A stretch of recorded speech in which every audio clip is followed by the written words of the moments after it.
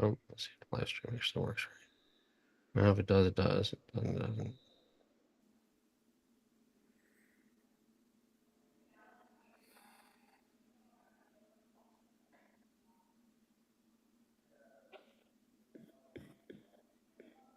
All right, we are admitting everybody.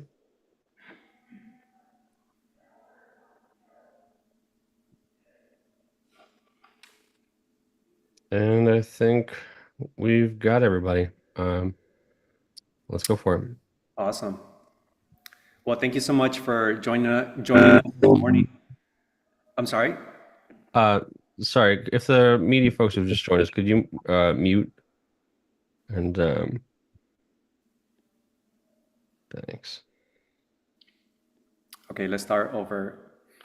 Thank you for joining us this morning. I'm Alfredo Romo, Executive Director of Neighbors for Environmental Justice. I'd like to start by thanking Elderwoman Ramirez for being here and for signing on to our letter to the new Chief Procurement Officer, along with several other council members. M4EJ was founded in 2018 when Met Asphalt opened up across the McKinley Park. M4EJ has dedicated its time to raising awareness of historic and current environmental health threats, such as air pollution, zoning that favors industry over people, and ever-increasing truck traffic. M4EJ started specifically because residents started asking questions about the Met Asphalt plants built right next door to their namesake park and their nearby schools and homes without any notice from city or state government officials. What began as a reaction to a polluter setting up in McKinley Park has grown into advocating for environmental reforms, monitoring local air quality, and promoting the health and well-being of residents across the southwest side of Chicago. Met chose this location because McKinley Park is the city's geographic center. That was strategic, to help them get city contracts and to benefit their overall bottom line. It helped them, but it hurt us. Sometimes pollution happens because city doesn't stop it. But in our case, the city's actually paying them to pollute. Met Asphalt runs on city contracts. And so we started to look at city contracts. What we found is that the city actually does have environmental requirements in these contracts, and it has powers to enforce them. But the city does not monitor those requirements, and the city does not use those powers. And that is the research that we are sharing today. I would also like to translate this in Spanish. Gracias por acompañarnos. Soy Alfredo Romo, Director Ejecutivo de Vecinos por la Justicia Ambiental. Me gustaría comenzar agradeciendo a la concejal Ramírez por estar aquí y por firmar nuestra carta a la nueva directora de adquisiciones junto con otros miembros del consejo. M4EJ se fundó en el 2018, cuando Met Asphalt abrió sus puertas frente a McKinley Park. M4EJ ha dedicado su tiempo a crear conciencia sobre las amenazas históricas y actuales a la salud ambiental, como la contaminación del aire, la zonificación que favorece a la industria sobre las personas y el tráfico de camiones en constante aumento.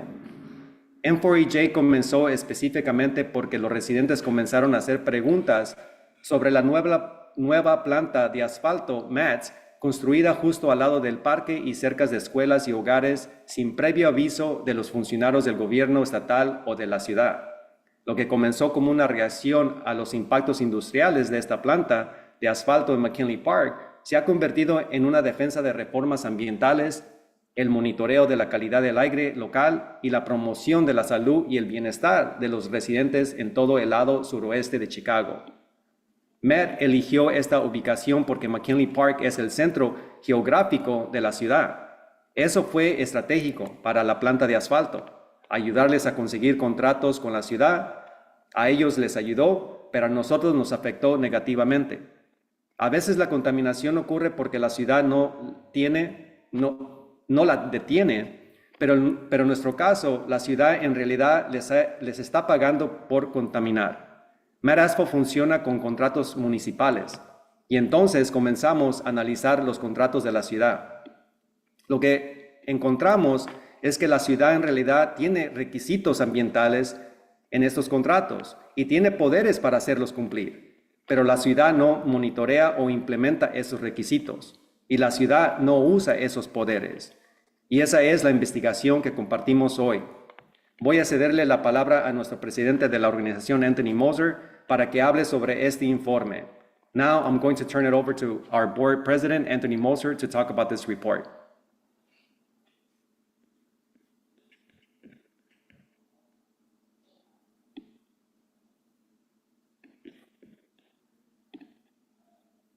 Anthony, you're muted. Thank you. I'm going to try to keep this moving because even though we're talking about the city doing nothing, there's a lot of nothing to cover. Um,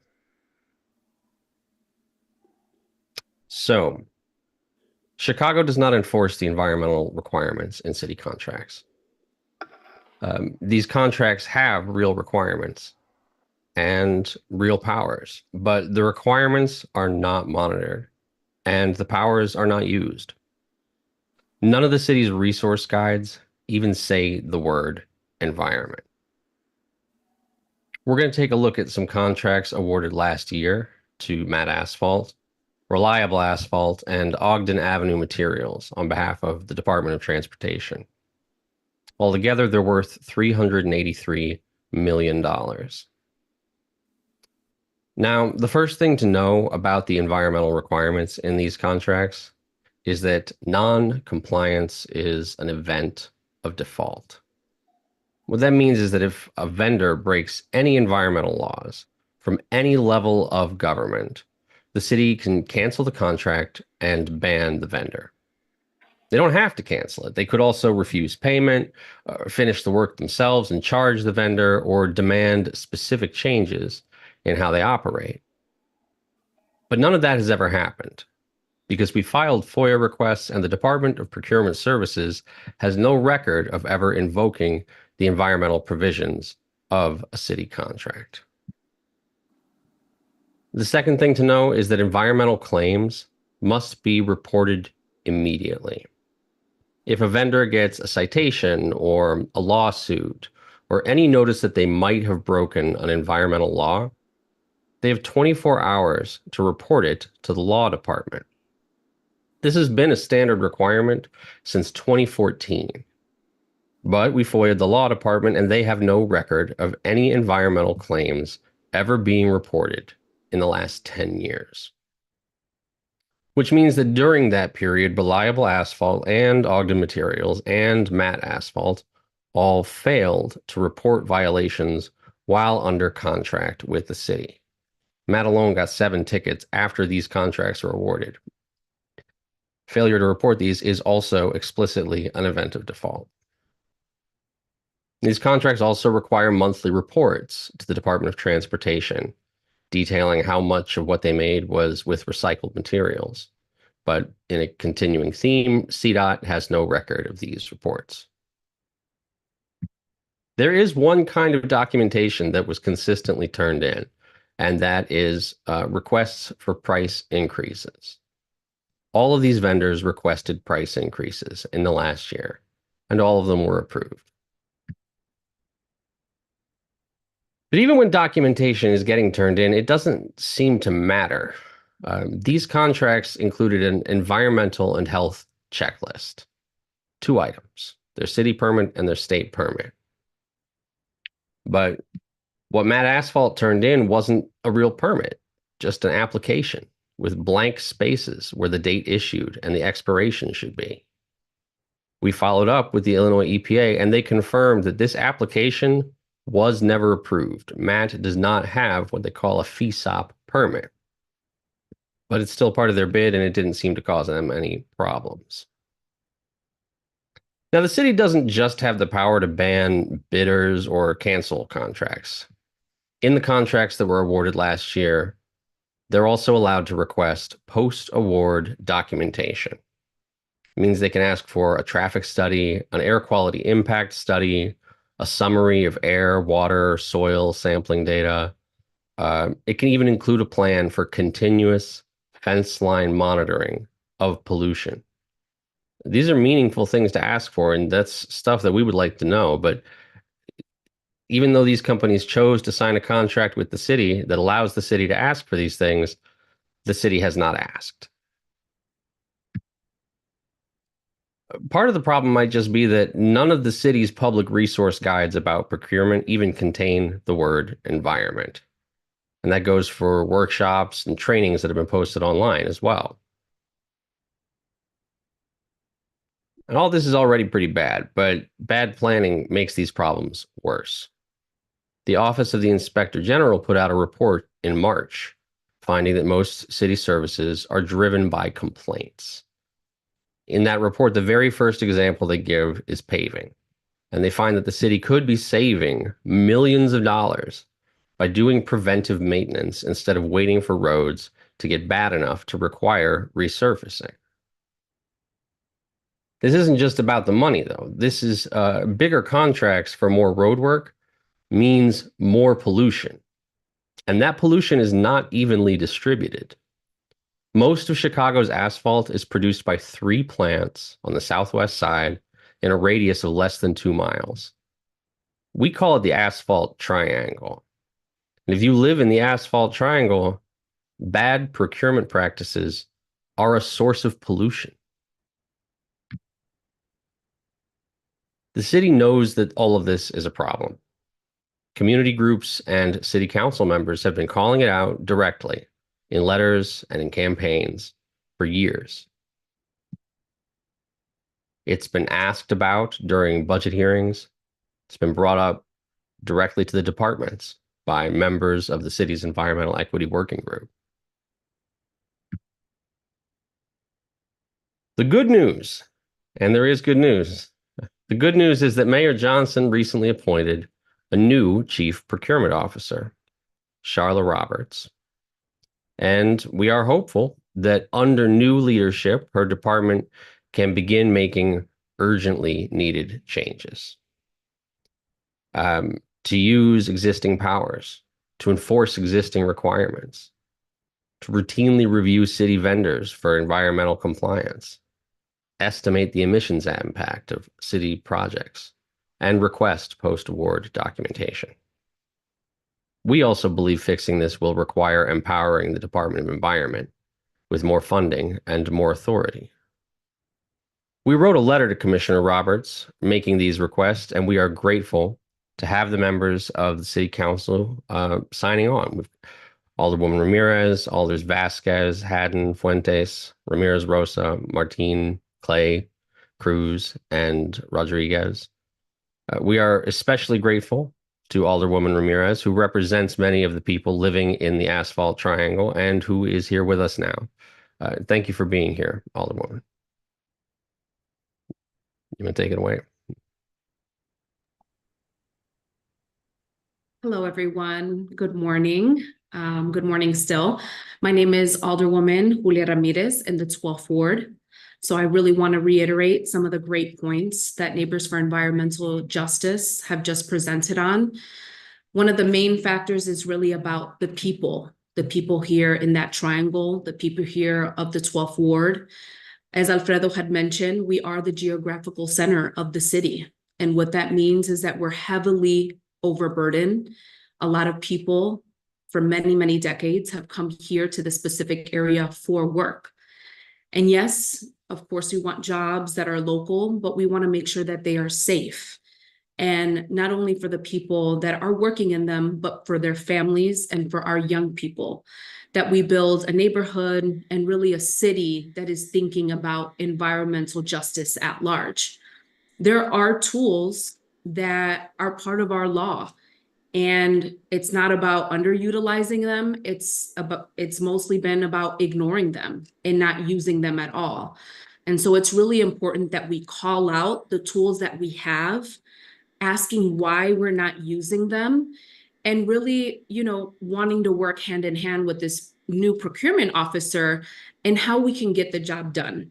I think that through the environmental justice group that have signed on to letters and presentations like these, with new alders as the Progressive Caucus has grown so much larger the past couple years, I think that we have the presence and the authority to have those answers and to impact real change that is very, very long lasting.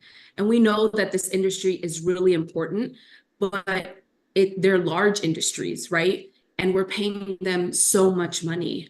And we need to protect the people that are less fortunate and load less of the code. And so I'm really, really amazed at all the data and the information that Neighbors for Environmental Justice has gathered. There are three things that we want to make sure that the procurement officer help us be better at, and that's overall environmental compliance and really checking the people that we've given opportunities to and how they failed before. And really thinking, as Anthony has mentioned, how do we include environmental impact in the way that we govern our city?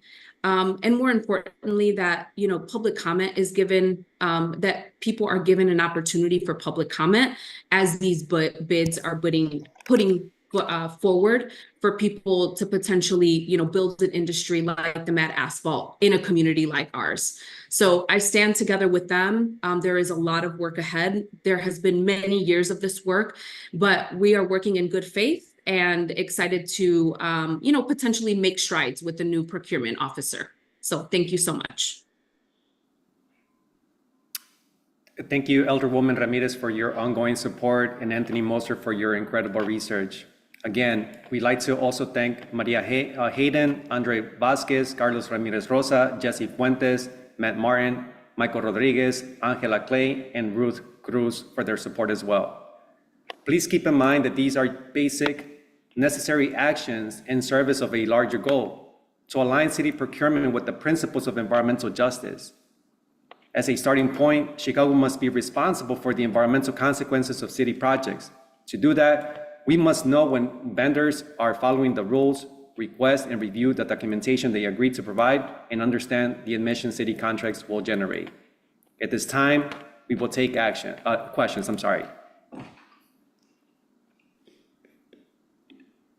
If any of the folks from the media want to unmute, you can just go ahead and ask questions now, or if you'd like to drop something in the chat, that's fine too.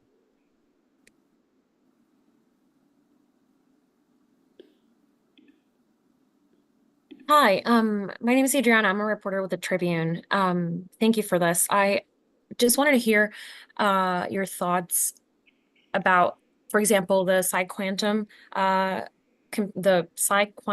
Quantum campus and the Southworks site in the southeast side of Chicago. Something like that is upcoming, right? It's still in the works. A lot of contracts haven't been signed,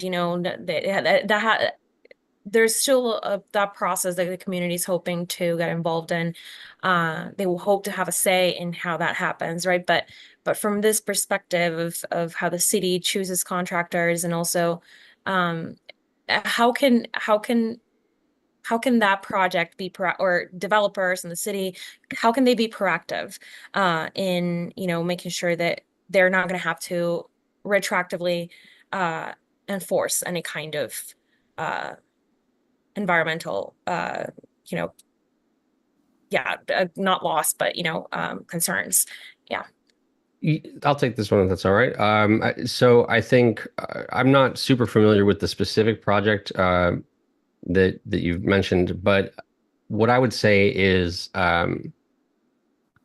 what makes the city work best, I think, for both the people who live here and also for businesses that are trying to work with the city, is when things are predictable, right? When there are clear expectations about what needs to happen, and then those expectations are met.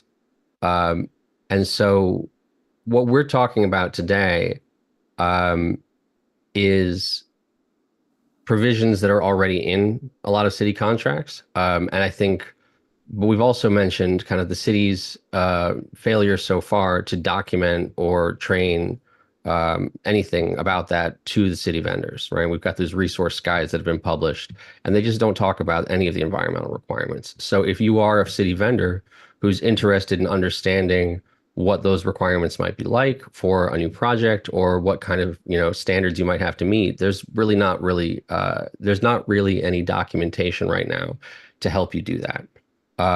So I think part of what needs to happen is that the city needs to get better at communicating the expectations, and then following through on them. Got a question here from Juan Pablo at WBEZ. When the report refers to environmental provisions in city contracts, which ones is it referring to? Do all contracts have the same environmental provisions? It's a good question. To my understanding, not all contracts have the same environmental provisions. There are contracts that might be for purchasing goods or for providing staffing or services where that might not really apply. But the ones that we took a close look at were commodity contracts. So the bulk purchase of commodities are the ones that we were taking a look at. And we took a closest look at the ones that were issued by the Department of Transportation, but my understanding is that those would also apply. And we've looked at ones from the water department when they're ordering similar kinds of things, right? Where they need to have road work or construction work done to repair water lines. So some of the provisions in these contracts are standard depending on the kind of work. And the kinds of work that we were focused on for this report are the ones that are generating a lot of emissions, results, diesel trucks, materials production. Can I add to that a little bit? I think the other part here to understand is that there's multiple, city departments that do have roles and responsibilities when it comes to commodity contracts. So when you talk about the Department of Transportation, they're the ones who are requesting the asphalt production. They do have a responsibility for the city jobs that they're creating, but also understanding, how much pollution they're generating as well. So there has to be a true conversation as to how they're going about measuring those projects, the emissions of those projects. The other part is the Chicago Department of Public Health.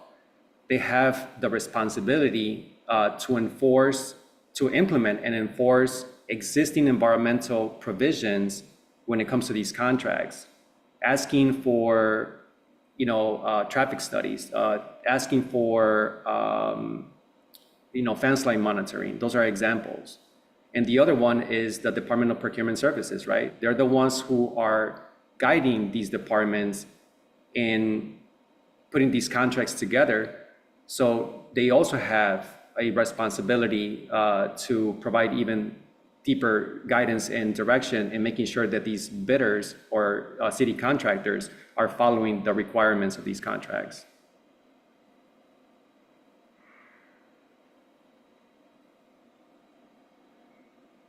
Any other questions?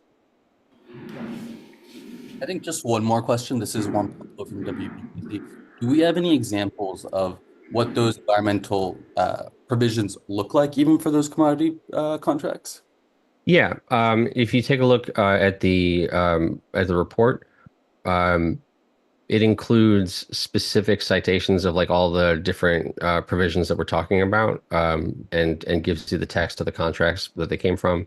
And then there's a page at the end of source documents that are there to review, which includes like the 2014 standard provisions, the ones that were awarded last year to Matt and to Reliable, and other documents in there as well. So just a lot of source material that you can take a look at.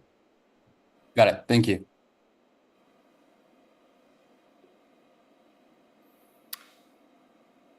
Is there any other questions or comments?